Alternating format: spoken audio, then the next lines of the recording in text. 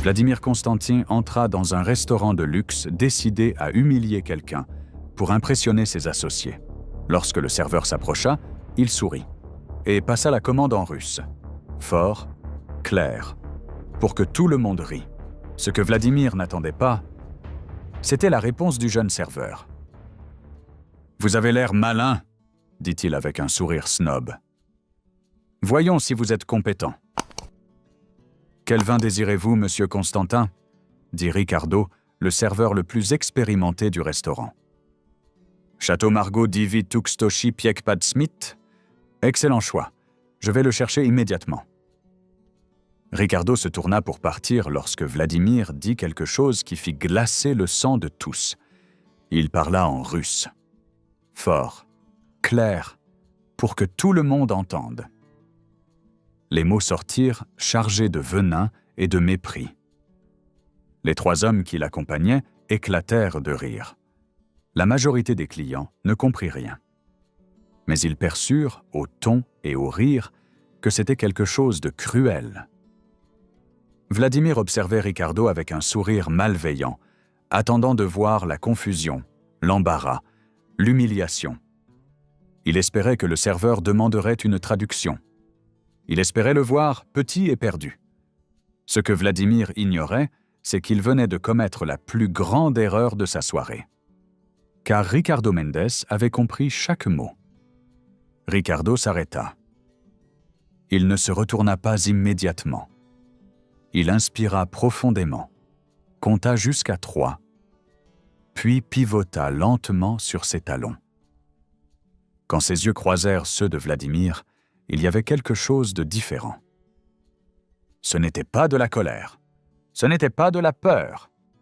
C'était le calme dangereux de quelqu'un qui connaissait exactement sa propre valeur. « Что вы сказали » ? Qu'avez-vous dit ? La question sortit dans un russe parfait, prononciation impeccable, intonation native. Le sourire de Vladimir disparut comme de la fumée. « Вы говорите по-русски ? Vous parlez russe ?»« Couramment, » répondit Ricardo, toujours en russe. « Et j'ai parfaitement compris chaque mot que vous avez dit à mon sujet. » Les 3 hommes qui accompagnaient Vladimir échangèrent des regards nerveux. D'autres clients commencèrent à chuchoter entre eux, comprenant que quelque chose d'extraordinaire était en train de se produire. Vladimir se reprit rapidement, mais une fissure était apparue dans son armure d'arrogance. « Alors vous avez compris que j'ai dit que vous ressemblez à un singe dressé qui sert des tables ?» La cruauté de la traduction fit haleter plusieurs personnes. Ricardo ne cligna pas des yeux. « Oui, je l'ai compris, monsieur. Et j'ai trouvé intéressant que vous utilisiez cette métaphore, considérant que j'ai effectivement été entraîné. Pas pour servir des tables, mais pour des choses bien plus complexes. » Il repassa au portugais, sa voix résonnant dans la salle silencieuse. « Château Margaux 2015, donc. Je reviens dans un instant. » Il s'éloigna avec la même dignité que toujours, laissant Vladimir déconcerté pour la première fois de la soirée. Dans la cuisine, Ricardo trouva Fernando. « Tu parles russe ?» demanda le directeur, bouche bée. « Entre autres. Combien d'autres ?» Ricardo sourit. « Quelques-uns. » Il prit la bouteille de vin, vérifia l'étiquette 3 fois et retourna dans la salle. Vladimir l'observait comme un faucon. Les 3 autres hommes chuchotaient entre eux en russe, probablement en train de préparer la prochaine humiliation. Ricardo s'approcha de la table, présenta la bouteille formellement. « Château Margaux 2015, monsieur Constantin. Souhaitez-vous goûter avant que je serve ?» Vladimir prit la bouteille, examina l'étiquette d'un œil critique, cherchant la moindre erreur pour créer un autre scandale. Mais tout était parfait. « Servez !» dit-il sèchement. Ricardo ouvrit la bouteille avec des gestes précis, servit une petite quantité dans le verre de Vladimir et attendit. Le Russe sentit, fit tourner le vin, goûta. Il n'y avait rien à redire. Acceptable. Pendant que Ricardo servait les autres verres, l'un des hommes, un individu corpulent à la grosse moustache, dit quelque chose en russe. Vladimir, давай закажем на французском. Посмотрим, понимает ли этот официант. Vladimir, commandons en français. Voyons si ce serveur comprend. Tous rire. Vladimir sourit malignement. Garçon, dit-il en passant au français, nous voudrions commander maintenant. Nous aimerions commander maintenant. Ricardo prit son carnet de notes, prêt, et répondit en français tout aussi fluent. Bien sûr, monsieur, je suis prêt à prendre votre commande. Bien sûr, monsieur, je suis prêt à prendre votre commande. Le choc sur le visage de Vladimir fut délicieux. Ses yeux s'écarquillèrent. Sa mâchoire s'entr'ouvrit légèrement. Les 3 hommes qui l'accompagnaient restèrent muets. « Vous parlez français aussi ?» réussit à dire Vladimir, repassant au portugais. « Oui, monsieur. J'ai étudié à Paris pendant 2 ans. » Le mensonge sortit facilement. Ricardo n'avait pas étudié à Paris. Il avait appris le français d'une autre manière. Mais il n'avait pas besoin de le savoir. L'homme corpulent se pencha vers Vladimir et murmura quelque chose en allemand. Der Kellner ist nicht normal. Lass uns auf Deutsch bestellen. Ce serveur n'est pas normal. Commandons en allemand. Ricardo fit semblant de ne pas entendre, gardant le carnet ouvert, attendant patiemment. Vladimir, retrouvant une partie de son arrogance, décida d'accepter le défi. Ich möchte das Rinderfilet medium rare. Je veux le filet de bœuf, saignant. Ricardo nota sans hésiter. Ausgezeichnete Wahl, mein Herr. Und für die anderen Herren? Excellent choix, monsieur. Et pour les autres messieurs? Silence absolu. Ce n'était pas possible. Ce simple serveur, servant des tables dans un restaurant, parlait russe, français et allemand. Le 3e homme, un individu maigre à lunettes, regarda les autres avec incrédulité. « Это невозможно » murmura-t-il en russe. « C'est impossible. »« Rien n'est impossible quand on étudie » répondit Ricardo en russe, sans quitter son carnet des yeux. « Les autres messieurs ont-ils déjà choisi ?» La table entière resta dans un silence gêné. Vladimir sentait le contrôle de la situation lui glisser entre les doigts comme du sable. Il était entré là pour humilier un serveur quelconque, pour s'amuser aux dépens de quelqu'un qu'il considérait inférieur. Au lieu de cela, il était systématiquement désarmé par quelqu'un qui n'était clairement pas celui qu'il semblait être. L'homme corpulent, tentant une dernière carte, décida de tester l'italien. « Vorrei la pasta al tartufo » dit-il en observant Ricardo attentivement. Ricardo sourit. « Ottima scelta, signore.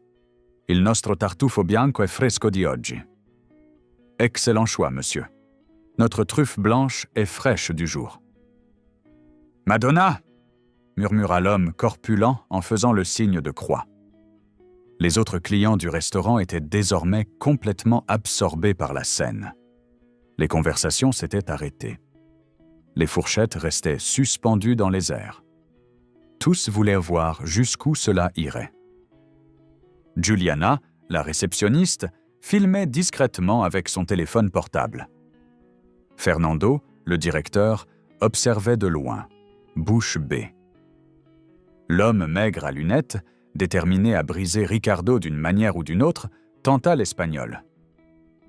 « Yo quiero el salmón a la plancha. »« Perfecto, señor. Con qué guarnición le gustaría ?»« Parfait, monsieur. Avec quel accompagnement le souhaitez-vous » Vladimir commençait à transpirer. Ce n'était pas normal. Les serveurs ne parlaient pas 5 langues couramment, à moins que... Non, ce n'était pas possible. « Et vous, monsieur ?» demanda Ricardo au 4e homme, qui était resté silencieux jusqu'à présent. C'était le plus jeune du groupe, peut-être 30 ans, avec l'air de quelqu'un qui aurait préféré être n'importe où ailleurs. « Poulet grillé ?» dit-il en portugais. « S'il vous plaît. »« Bien sûr, monsieur. » Ricardo termina de noter les commandes et se tourna pour partir. C'est alors que Vladimir, dans un dernier et désespéré effort pour reprendre le contrôle, dit quelque chose qui changerait tout. En japonais. « Kononan a anezoda » Qui est cet homme ? Ricardo s'arrêta. Il ne se retourna pas immédiatement. Ses épaules se tendirent légèrement. Puis, lentement, il pivota sur ses talons. Quand il parla, sa voix était différente. Ce n'était plus la voix polie du serveur professionnel. C'était quelque chose de plus profond, plus ferme. « Anata jirite desu ka ? Vous voulez savoir ?» Les mots en japonais parfait résonnèrent dans le restaurant. Vladimir devint livide. « Oda eshimashio » continua Ricardo, les yeux fixés sur Vladimir. « Laissez-moi répondre. » Il fit un pas vers la table. Les 4 hommes reculèrent instinctivement. « Shiakitsu no gengo o ryuchou ni hanashimasu. » Je parle 7 langues couramment. Un pas de plus. Roshiayu, Uransuyu, Doatsuyu, Itariayu, Supeinyu, Ribanyu. Russe, français, allemand, italien, espagnol, japonais. Et alors, revenant au portugais, il dit « Et le portugais, qui est ma langue maternelle ». Le restaurant entier explosa en murmures. Vladimir était paralysé, comme un boxeur qui vient de recevoir un crochet inattendu. « Comment est-ce possible ?» réussit-il à murmurer. Ricardo sourit, mais ce n'était pas un sourire aimable. « J'ai 32 ans, monsieur Constantin. J'en ai passé 20 à étudier. Savez-vous ce que j'ai appris pendant ce temps ?» Il se pencha légèrement au-dessus de la table.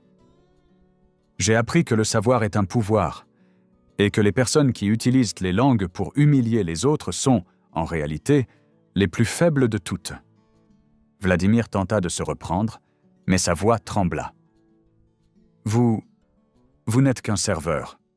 Peu importe le nombre de langues que vous parlez. »« Juste un serveur, » répéta Ricardo lentement. « C'est intéressant que vous disiez cela. » Il s'éloigna de la table. « Je vais chercher vos plats. Quand je reviendrai, peut-être voudrez-vous reconsidérer vos paroles ?» Et il partit, laissant 4 hommes complètement déconcertés et un restaurant entier en suspens. Dans la cuisine, Ricardo s'appuya contre le mur et ferma les yeux. Il inspira profondément. Quelques minutes avant tout cela. La soirée était agitée dans le restaurant le plus cher de la ville. C'était jeudi, et le Bellagio était toujours plein les jeudis. Des entrepreneurs concluaient des affaires autour de vins hors de prix. Des couples célébraient des anniversaires qui coûtaient plus qu'une voiture populaire. L'élite de la ville s'y réunissait non seulement pour la cuisine exceptionnelle, mais pour voir et être vue. Entre les tables impeccablement dressées, avec des nappes blanches qui semblèrent de la neige fraîchement tombée, circulait un jeune serveur de 28 ans, Ricardo Mendes. Uniforme impeccable, posture droite, sourire poli qui ne faiblissait jamais, même après 8 heures debout. Il connaissait chaque détail de cet endroit. Où se trouvaient les couverts à dessert? Quel vin s'accordait avec quel plat? Comment plier les serviettes en forme de cygne? Mais personne ne savait qui il était vraiment. Personne n'avait la moindre idée de ce qu'il cachait derrière cet uniforme simple et ce sourire professionnel. C'était exactement comme Ricardo le préférait. Discret, efficace, invisible. Il venait de servir une table dans le coin gauche lorsque la porte principale s'ouvrit avec une force inutile. Vladimir Constantin entra comme quelqu'un qui conquiert des territoires. Grand, cheveux gris parfaitement coiffés, costume qui coûtait plus que 3 mois de loyer. Au poignet, une montre suisse qui pourrait nourrir une famille pendant 1 année entière. 3 hommes l'accompagnaient, tous habillés de manière similaire. Tous avec la même expression de ceux qui se croyaient maîtres du monde. « Réservation pour 4 !» annonça Vladimir en portugais, chargé d'un accent russe. Non Constantin. La réceptionniste, Juliana, vérifia le système avec des mains légèrement tremblantes. Elle connaissait ce client. Tout le monde le connaissait. Riche, puissant et absolument désagréable. « Oui, monsieur Constantin. Table 17. La meilleure du restaurant. » Vladimir ne remercia même pas. Il se contenta de suivre la direction indiquée, attendant que tout le monde s'écarte de son chemin. Et tout le monde s'écarta. Ricardo observa de loin pendant que le groupe s'installait. Ce n'était pas sa table, Dieu merci. C'était Fabio, un serveur plus jeune, qui aurait le déplaisir de les servir. « Ricardo » chuchota Juliana en s'approchant. « Fais attention aujourd'hui. Le Russe est de mauvaise humeur. Je l'ai entendu crier au téléphone avant d'entrer. Merci pour l'avertissement. » Ricardo retourna à son travail, servant une famille qui célébrait l'anniversaire de la grand-mère. Il apporta le gâteau avec la bougie allumée, chanta « Joyeux anniversaire » discrètement et s'éloigna au moment exact. Timing parfait. Mais cette journée tranquille était sur le point de s'effondrer. 15 minutes plus tard, Ricardo était dans la cuisine en train de débarrasser des assiettes lorsqu'il entendit des cris. « C'est un absurde !» La voix de Vladimir résonnait dans tout le restaurant. Les conversations s'arrêtèrent. Les couverts restèrent suspendus dans les airs. Le pianiste rata une note. Ricardo et d'autres serveurs accoururent dans la salle. À la table 17, Vladimir était debout, le visage rouge de colère. Devant lui, Fabio tenait une bouteille de vin, les mains tremblantes. « J'ai commandé un Château Margaux 2015 !» criait Vladimir. « Pas un Château Margaux 2016, ce sont des vins complètement différents. »« Monsieur, je suis sûr que vous avez commandé le 2016, » tenta Fabio, la voix vacillante. « Vous êtes en train de me traiter de menteur ?» La question claqua comme une gifle verbale. Fabio pâlit. Il avait 22 ans, travaillait au restaurant depuis seulement 3 mois. Il n'était pas préparé à cela. « Non, monsieur. Désolé. Je vais changer immédiatement. »« Tu ne changeras rien, » grogna Vladimir. « Je veux parler à ton directeur. Maintenant. » Fernando, le directeur, sortit du bureau à pas pressés. Il avait 40 ans, dont 20 passés à travailler là. Il connaissait bien les situations difficiles. « Monsieur Constantin, puis-je vous aider ? Votre employé incompétent a apporté le mauvais vin et a encore essayé de me convaincre que j'avais tort. » Fernando regarda Fabio, qui secoua frénétiquement la tête. « Je suis sûr qu'il s'agit d'un malentendu, monsieur Constantin. Puis-je vous offrir une bouteille de courtoisie ? » « Je ne veux pas de courtoisie, » répliqua Vladimir. « Je veux que cet inutile soit renvoyé. Maintenant, devant moi. » Le restaurant entier observait dans un silence gêné. Fabio était au bord des larmes. C'était son premier vrai emploi. Il avait besoin de cet argent pour payer l'université. « Monsieur Constantin, » tenta Fernando, « peut-être pouvons-nous résoudre cela de manière plus... Licencie-le ou j'annule ma réservation permanente et je répands sur les réseaux sociaux que ce restaurant emploie des incompétents. » La menace pesa dans l'air. La réservation permanente de Vladimir représentait beaucoup d'argent pour le restaurant. Et une critique de sa part sur les réseaux sociaux, avec ses 200 000 abonnés, pourrait ruiner la réputation de l'établissement. Fernando regarda Fabio avec une compassion sincère. « Fabio, peut-être vaut-il mieux que tu... Je prends cette table. » La voix venait de derrière. Tous se retournèrent. Ricardo s'avançait à pas fermes. « Je suis le serveur le plus expérimenté, » dit-il en regardant Fernando. « Je peux prendre cette table et régler la situation. » Fernando hésita. D'un côté, Ricardo était réellement le meilleur. De l'autre, le mettre dans la ligne de mire de Vladimir semblait cruel. « Tu es sûr ? » ?»« Oui. » Vladimir observa Ricardo avec des yeux de prédateur, étudiant sa proie. Et c'est ainsi que le chemin de ces hommes se croisa. En retournant à la cuisine, Ricardo laissa échapper sa respiration. Il s'était retenu trop longtemps. 5 ans à travailler là, invisible, faisant son travail sans attirer l'attention. Mais Vladimir avait franchi une ligne. Fernando apparut à ses côtés. « Ricardo ? Qui diable es-tu » Ricardo ouvrit les yeux. Quelqu'un qui en a assez d'être invisible. Pour comprendre qui était réellement Richard Mendes, il fallait remonter 10 ans en arrière. Un jeune homme de 18 ans était assis dans une pièce modeste, entouré de livres dans des dizaines de langues différentes. Richard était né dans une famille de classe moyenne, modeste. Un père conducteur de bus, une mère enseignante dans une école publique.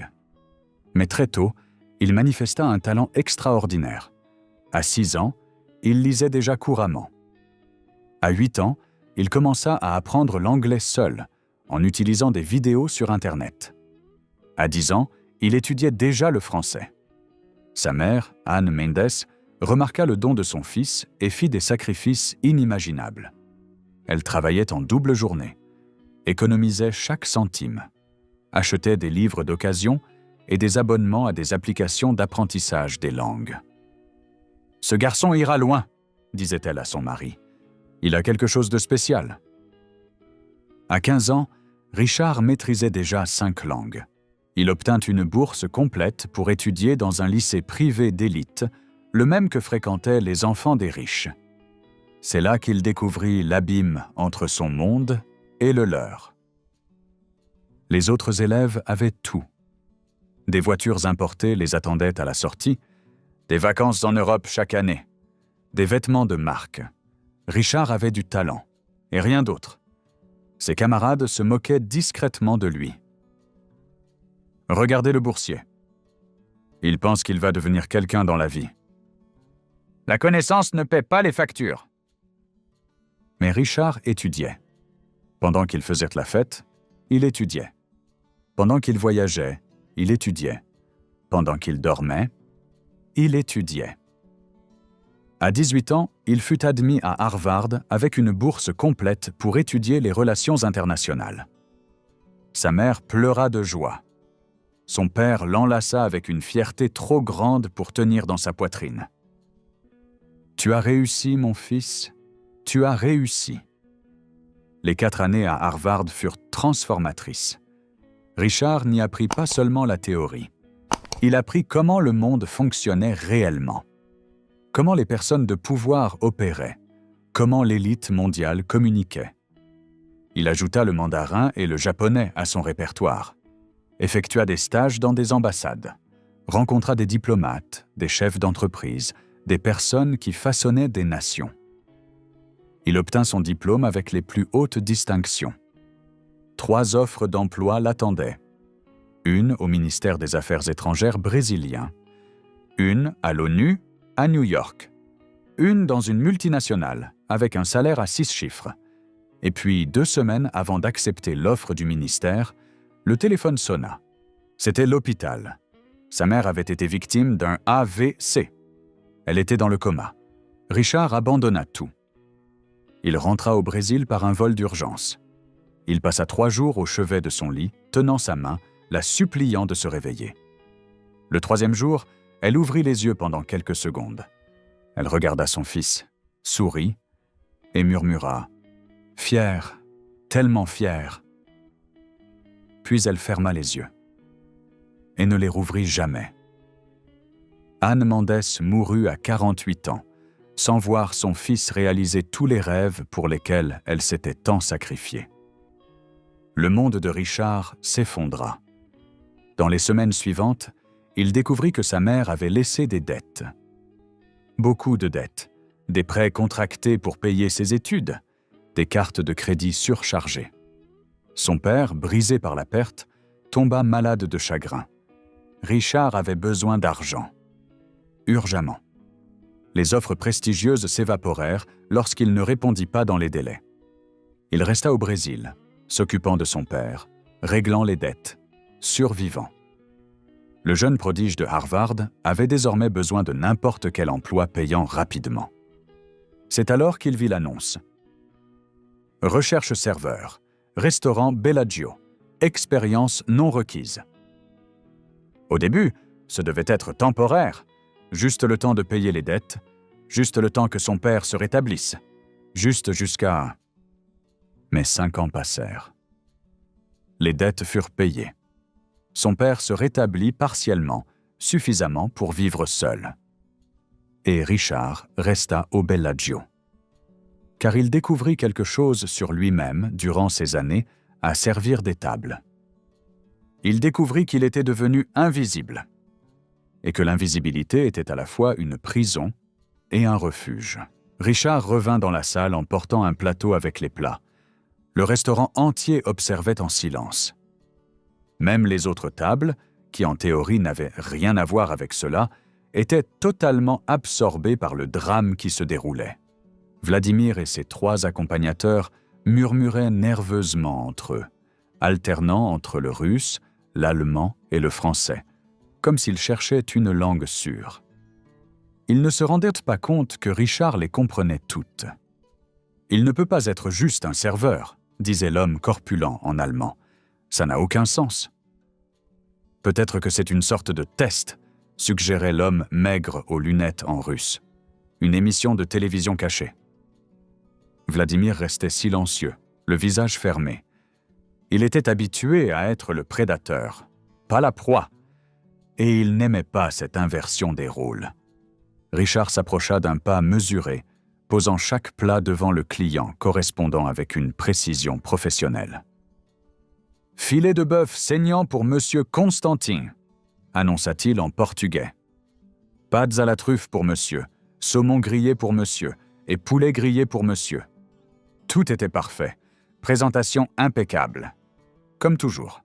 « Avez-vous besoin de quelque chose d'autre » demanda-t-il, en conservant un ton professionnel. Vladimir coupa un morceau de filet, mâcha lentement, cherchant visiblement quelque chose à critiquer. Mais c'était parfait, saignant, comme demandé, assaisonné avec une précision parfaite. « C'est acceptable, » grommela-t-il. « Je suis heureux de l'entendre, monsieur. » Richard commençait à s'éloigner lorsque Vladimir le rappela. « Garçon !» Le mot sortit chargé de venin. Richard se retourna. « Oui, monsieur ? Vous avez dit que vous aviez étudié. Où, exactement ?» La question capta l'attention de tout le restaurant. Fernando, qui observait de loin, sentit son estomac se nouer. Il savait que Richard était spécial, mais n'avait jamais demandé de détails. « À Harvard », répondit Richard simplement. « Relations internationales. » La fourchette de l'homme corpulent tomba dans l'assiette avec un tintement sonore. « Harvard ?» répéta Vladimir, incrédule. « L'université ?»« Oui, monsieur, l'université. » « Et que fait un diplômé de Harvard à servir des tables ?» La question résonna dans la salle. C'était la même question que tout le monde voulait poser. Richard aurait pu esquiver. Il aurait pu donner une réponse vague, mais il était fatigué de se cacher. Fatigué d'être invisible. « La vie ne suit pas toujours le chemin que nous avons prévu, » dit-il, la voix chargée d'une tristesse ancienne. « Parfois, nous devons choisir entre nos rêves et nos responsabilités. » « Des bêtises !» cracha Vladimir. « Quelqu'un avec un diplôme de Harvard n'aurait jamais besoin de servir des tables, à moins que... » Il afficha un sourire malveillant. « À moins d'être un raté complet. » Plusieurs personnes eurent le souffle coupé. Fernando fit un pas en avant, prêt à intervenir. Mais Richard leva discrètement la main, signalant que tout allait bien. « Vous avez raison sur un point, » dit Richard calmement. « J'ai fait des choix qui m'ont mené ici. Et pendant 5 ans, ces choix m'ont défini. » Il regarda Vladimir droit dans les yeux. « Mais aujourd'hui, j'ai découvert quelque chose d'important. »« Quoi donc ?» se moqua Vladimir. « Que le savoir ne se perd pas, que la dignité ne dépend pas d'une profession, et que les hommes véritablement puissants n'ont pas besoin d'humilier les autres pour se sentir grands. » Le silence qui suivit fut total. Vladimir devint rouge de colère. « Comment osez-vous me donner des leçons de morale ? Vous êtes un serveur. »« Et vous êtes un client, » répondit Richard. « Ce qui ne vous donne pas le droit de traiter les gens comme des ordures. »« Je paie pour ce restaurant !» cria Vladimir en se levant. « Je peux vous traiter comme je veux. » Fernando accourut pour intervenir. « Monsieur Constantin, s'il vous plaît, restons calmes. »« Calme ?» Vladimir repoussa violemment sa chaise.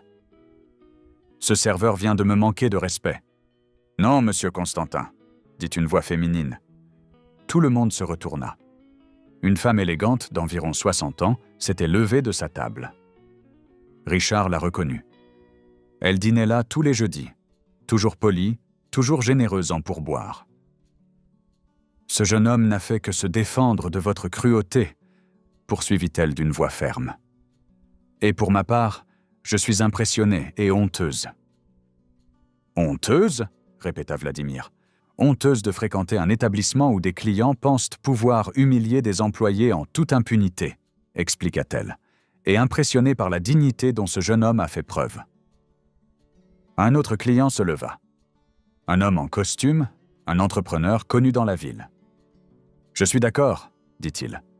Monsieur Constantin est allé trop loin. » Une troisième personne se leva. Puis une quatrième. Une cinquième. En quelques secondes, la moitié du restaurant était debout, en solidarité silencieuse avec Richard. Vladimir regarda autour de lui, voyant son pouvoir social s'effondrer. Les trois hommes qui l'accompagnaient semblaient vouloir disparaître. « C'est ridicule !» tenta Vladimir. « Vous allez prendre le parti d'un serveur contre moi ?»« Nous ne sommes pas du côté d'un serveur, » répondit la femme élégante. « Nous sommes du côté de la décence humaine. » Fernando, voyant l'opportunité, fit un pas en avant. « Monsieur Constantin, » dit-il d'une voix que Richard n'avait jamais entendue auparavant. « Je dois vous demander de partir. » Vladimir resta bouche bée. « Quoi ? » « Vous avez causé un malaise chez les autres clients, humilié des employés et créé un environnement hostile. Votre présence n'est plus la bienvenue ici. »« Vous ne pouvez pas me mettre dehors. »« Je le peux, et je le fais, » répondit Fernando, se surprenant lui-même par son courage. « Veuillez quitter les lieux. » Vladimir chercha du regard un soutien. Il ne trouva que des regards de désapprobation. Même ses trois accompagnateurs semblaient gênés. « Vous allez le regretter !» menaça-t-il, la voix tremblante d'une colère impuissante. « Vous allez le regretter !» Il jeta sa serviette sur la table et marcha vers la sortie. Les trois hommes le suivirent rapidement, sans se retourner. La porte claqua violemment. Pendant un instant, le silence persista. Puis quelqu'un commença à applaudir. La femme élégante, puis un autre client, puis un autre. En quelques secondes, tout le restaurant applaudissait. Pas pour l'expulsion de Vladimir, mais pour Richard, pour sa dignité face à l'humiliation, pour son courage à se défendre, pour rappeler à tous que le respect ne s'achète pas avec de l'argent. Richard resta immobile au milieu de la salle, complètement surpris. Il ne s'attendait pas à cela. Il ne s'attendait pas au soutien. Il ne s'attendait pas à la reconnaissance. Il avait passé 5 années à être invisible, et soudain, il était le centre de l'attention d'une manière qu'il n'aurait jamais imaginée. Fernando s'approcha, les yeux brillants. « Richard, je ne savais pas. Je n'ai jamais demandé, jamais. »« Ce n'est pas grave, » dit Richard. « Je préférais que ce soit ainsi. » La femme élégante s'approcha également. « Jeune homme, » dit-elle en tendant la main. « Je m'appelle Hélène Andrade. Je suis rectrice de l'Université fédérale. » Richard lui serra la main, confus quant à la tournure que prenaient les événements. « Enchanté, madame. »« Nous avons un programme de relations internationales, » poursuivit Hélène, « et nous cherchons toujours des professeurs qualifiés. Accepteriez-vous d'en discuter avec moi à un autre moment ?» Richard resta sans voix. « Je ne sais pas quoi dire. »« Dites oui !» sourit Hélène. « Le monde a besoin de personnes comme vous à des postes où elles peuvent faire la différence. » L'homme d'affaires en costume s'approcha à son tour. « Marcus Duarte, » se présenta-t-il. « Je dirige une entreprise d'import-export. Quelqu'un avec vos talents linguistiques serait exceptionnel. Voici ma carte. » Un à un, des clients s'approchèrent, offrant des cartes, des opportunités, de la reconnaissance. Juliette, la réceptionniste, continuait de tout filmer. « Richard, » murmura-t-elle, « ça va devenir viral. Vous êtes devenu un héros des réseaux sociaux. »« Je ne veux pas être un héros, » répondit Richard. « Je voulais seulement être traité avec respect. » Fabien, le jeune serveur qui avait été humilié plus tôt dans la soirée, s'approcha, les larmes aux yeux. Merci, dit-il d'une voix étranglée. Merci de m'avoir défendu, d'avoir défendu chacun d'entre nous. Richard posa la main sur son épaule. Tu n'as rien fait de mal, Fabien. Souviens-toi de cela. Des gens comme Vladimir, ils mettent notre patience à l'épreuve parce qu'ils n'ont pas la paix intérieure. Fernando demanda l'attention de tous. « Mesdames et messieurs, dit-il, la voix résonnant dans le restaurant. Je vous prie de nous excuser pour l'incident de ce soir, et je voudrais dire quelque chose d'important. » Il se tourna vers Richard. Richard Mendes travaille ici depuis 5 ans. Durant ces 5 années, il a toujours été professionnel, dévoué, respectueux. J'aurais dû m'intéresser davantage à lui. J'aurais dû mieux le valoriser. Il fit une pause. À partir d'aujourd'hui, Richard sera notre responsable du service international, avec un salaire à la hauteur du poste et des responsabilités. Des applaudissements retentirent à nouveau. Richard regarda Fernando, stupéfait. « Fernando, Tu le mérites, l'interrompit le gérant. Tu l'as toujours mérité. J'ai simplement été trop aveugle pour le voir. » La soirée continua, mais complètement transformée. Richard ne servit plus de table. Il s'assit avec Hélène Andrade, discutant de possibilités d'enseignement. Il conversa avec Marcus Duarte au sujet de postes dans son entreprise. Il échangea des idées avec d'autres clients à propos d'opportunités. Lorsque le restaurant ferma enfin, à 2h du matin, Richard resta seul dans la salle vide. Il regarda autour de lui. Les tables qu'il avait servies pendant 5 ans. Le sol en marbre qu'il avait balayé d'innombrables fois. Les chaises qu'il avait disposées, nuit après nuit. Il n'y avait aucune honte dans ce travail. Il n'y en avait jamais eu. La honte résidait dans la manière dont les gens le traitaient à cause de lui. Son téléphone vibra. Message de son père. J'ai vu la vidéo. Ta mère serait si fière. Moi, je le suis. Richard sentit les larmes lui brûler les yeux. Pour la première fois en 5 ans, il se permit de pleurer. Pas de tristesse, mais de soulagement, de libération, d'avoir enfin été vu. L'histoire devint virale. La vidéo de Juliette avait été partagée des millions de fois. Un serveur polyglotte remet à sa place un millionnaire arrogant était partout. Des émissions de télévision voulaient l'interviewer. Des journaux voulaient raconter son histoire. Richard refusa la majorité des invitations. Il ne voulait pas de la célébrité. Il voulait simplement aller de l'avant. Il accepta le poste de professeur invité à l'université d'Hélène Andrade. 2 fois par semaine, il animait un séminaire sur la communication interculturelle. Les étudiants l'adoraient.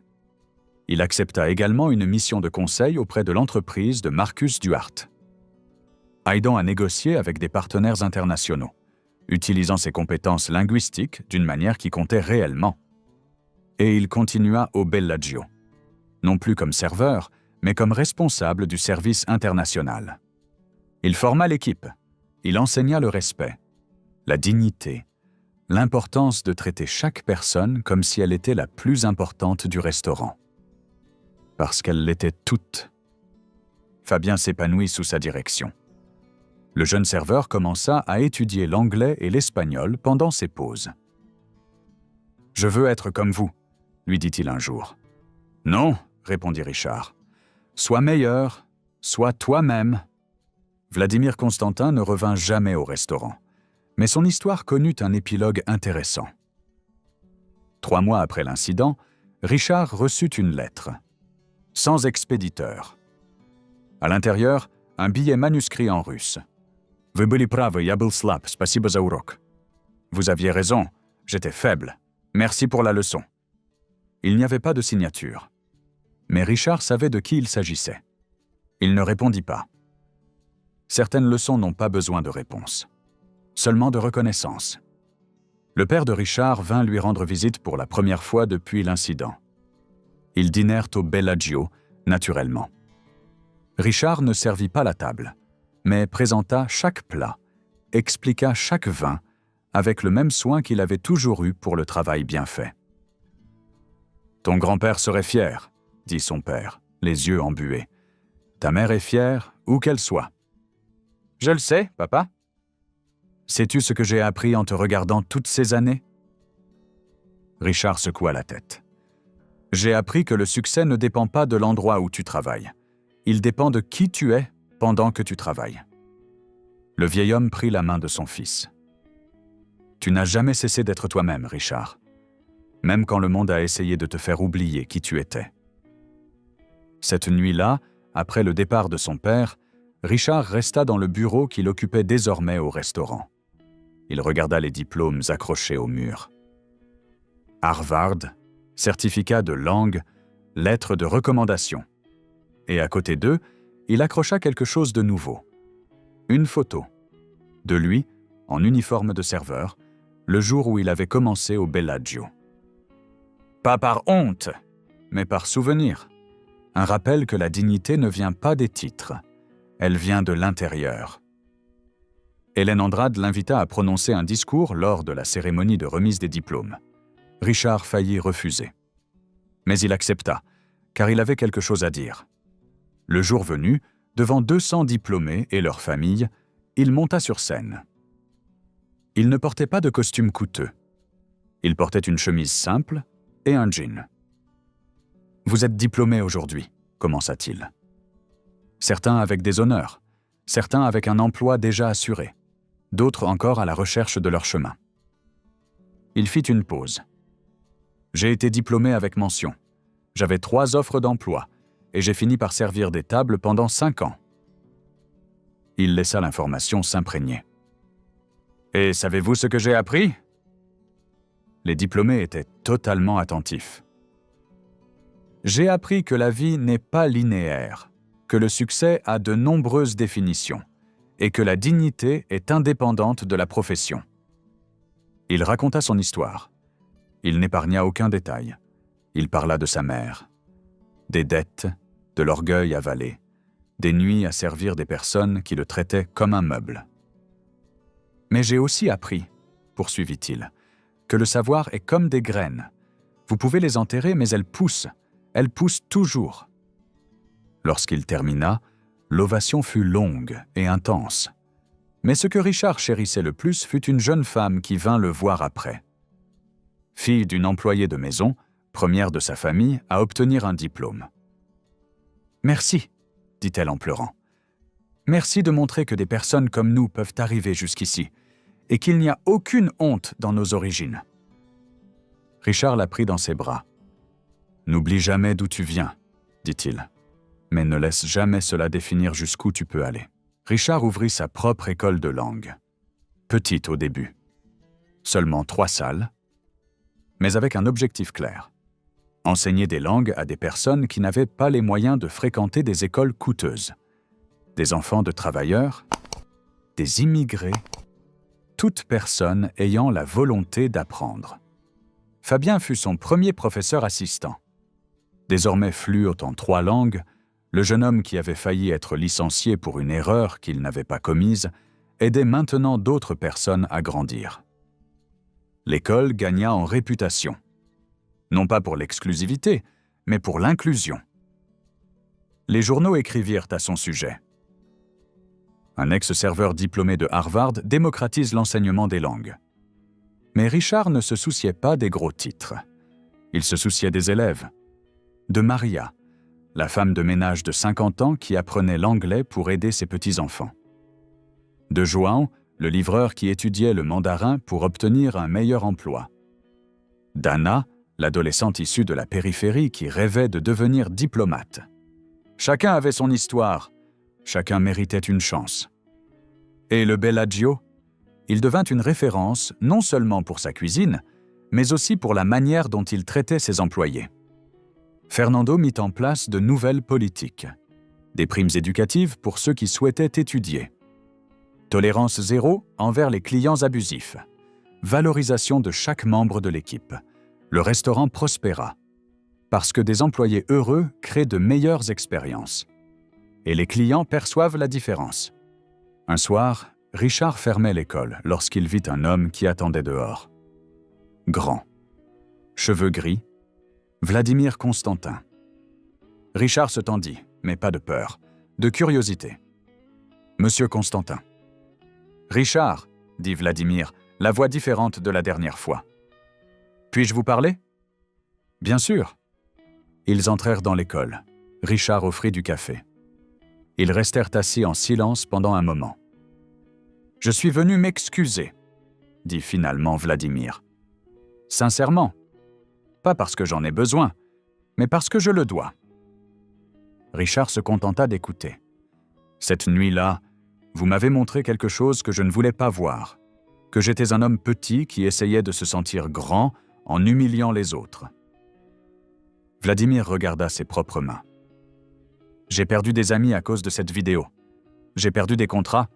Ma fille ne m'a pas parlé pendant des mois. »« Et qu'avez-vous fait ?»« J'ai suivi une thérapie. J'ai commencé à travailler sur moi-même. J'ai essayé de comprendre pourquoi j'étais ainsi. » Il regarda Richard.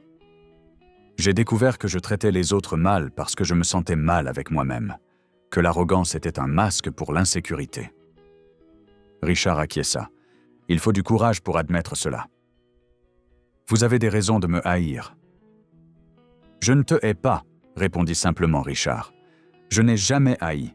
J'ai ressenti de la pitié, de la colère, oui. Mais la haine est trop lourde à porter. » Vladimir inspira profondément. « Je suis venu vous demander si vous m'autoriseriez à étudier ici. Je veux apprendre correctement le portugais. Pas pour les affaires, mais pour mieux comprendre le pays où j'ai choisi de vivre. » Richard fut surpris. « Vous voulez étudier ici ? » ?»« Si vous acceptez. » Richard réfléchit un instant. Il pourrait refuser, ce serait justifié. Mais il se souvint de quelque chose que sa mère disait toujours. « Le pardon n'est pas pour celui qui le demande. Il est pour celui qui le donne. Il te libère, pas l'autre. » Vous pouvez venir les mardis et jeudis, à 7h du soir. Vladimir fut visiblement ému. « Merci, je ne gaspillerai pas cette chance. »« Ne me remerciez pas encore, » dit Richard avec un demi-sourire. « Je suis un professeur exigeant. » Dans les mois qui suivirent, Vladimir fut un élève assidu. Il ne manqua jamais un cours. Toujours préparé, respectueux envers les autres élèves. Un soir, après le cours, il aida Maria, la femme de ménage, avec un exercice difficile. Richard observa de loin. L'homme qui humiliait des serveurs aidait désormais une femme de ménage à apprendre. Peut-être que les gens pouvaient réellement changer. 5 ans après cette nuit au restaurant, Richard fut invité à donner une conférence à Harvard. Il retourna sur le campus pour la première fois depuis sa remise de diplôme. Tout semblait identique. Mais lui était complètement différent. Il n'était plus le jeune homme brillant, rempli de rêves. C'était un homme qui avait vécu, souffert, chuté et s'était relevé. Lors de la conférence, il raconta tout. Harvard, la mort de sa mère, les dettes, les 5 années comme serveur, Vladimir, la transformation. « Ce que j'ai appris, conclut-il, c'est que le succès a de nombreuses formes. Parfois, c'est un diplôme. Parfois, un emploi. Et parfois, c'est simplement préserver sa dignité quand le monde essaie de vous l'enlever. » Les étudiants applaudirent. Mais une jeune femme leva la main. « Regrettez-vous d'avoir abandonné la carrière diplomatique ?» Richard réfléchit attentivement. « Je ne l'ai pas abandonnée. J'ai simplement emprunté un chemin différent, et ce chemin m'a appris des choses qu'aucun emploi n'aurait pu m'enseigner. Comme quoi ? Que les personnes sont plus importantes que les postes, que l'empathie vaut plus que l'éloquence, et que le monde n'a pas seulement besoin de gens qui parlent de nombreuses langues, il a besoin de personnes qui parlent la langue de l'humanité. » Ce soir-là, lors d'un dîner avec d'anciens professeurs, l'un d'eux demanda « Es-tu heureux, Richard ?» Il pensa à son école, aux élèves qu'il voyait grandir, à Fabien, désormais manager au Bellagio, à Maria, qui avait obtenu un meilleur emploi grâce à l'anglais, à Vladimir, devenu donateur de l'école et une meilleure personne, à son père, fier et en bonne santé. « Oui, » répondit-il, « je suis très heureux. » Et c'était vrai. Car le bonheur ne se trouve pas dans l'endroit où l'on arrive. Il se trouve dans la personne que l'on devient en chemin.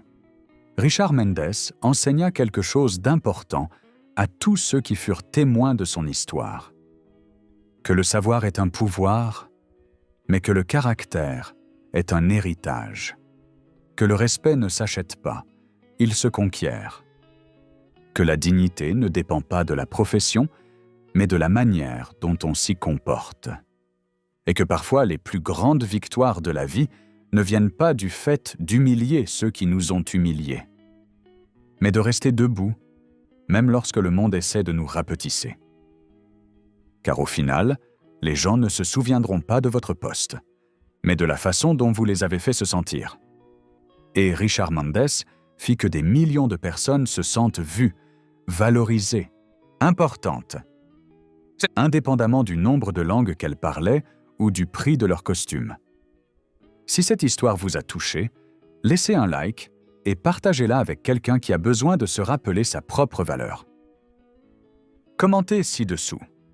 Avez-vous déjà été sous-estimé à cause de votre apparence ou de votre profession? Comment avez-vous réagi? Votre histoire peut inspirer d'autres personnes. Si vous êtes arrivé jusqu'ici dans l'histoire, commentez aussi « serveur intelligent » pour que je le sache. Abonnez-vous à la chaîne pour plus d'histoires qui prouvent que la dignité n'a pas de prix. À très bientôt dans la prochaine vidéo.